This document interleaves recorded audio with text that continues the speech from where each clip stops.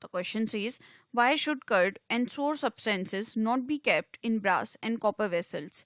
हमसे यहाँ पे पूछा जा रहा है कर्ड और sour substances को ब्रास और कॉपर की वेसल्स में क्यों नहीं रखना चाहिए। ब्रास एक एलॉय है। एलॉय क्या होते हैं सबसे पहले हम वो जान लेते हैं। So I will mention this here. Alloy ये होमोजीनस मिक्सचर होते हैं।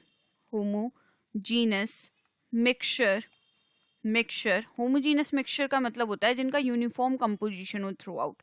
ये होमोजीनस मिक्सचर होते हैं दो या दो से ज़्यादा मेटल्स के या फिर मेटल और नॉन मेटल के। Metal and non metal.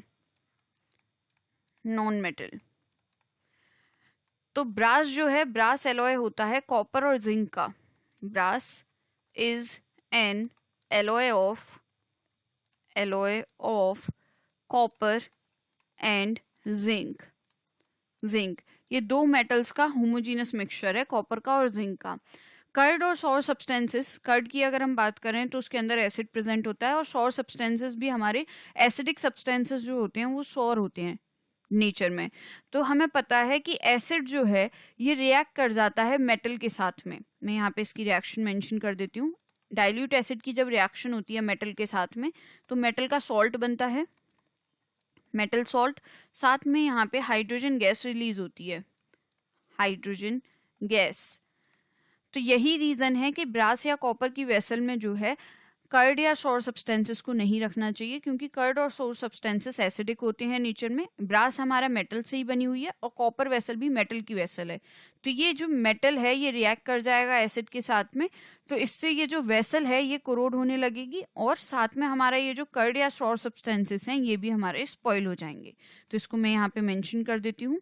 Curd and sour substances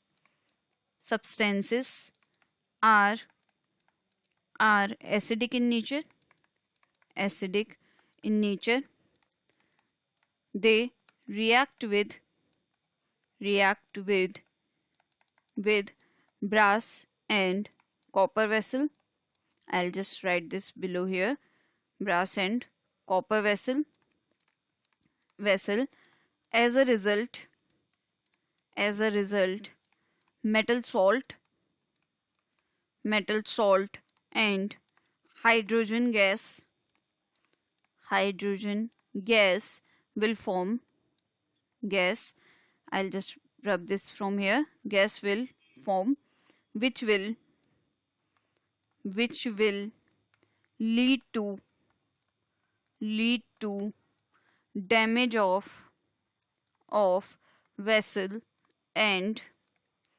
and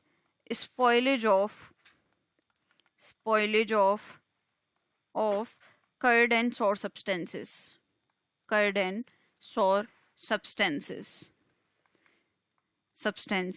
इसी वजह से कहा जाता है कि कर्ड और सोर सब्सटेंसेस को ब्रास या कॉपर की वेसल में नहीं रखना चाहिए। Thus the above explanation is required answer.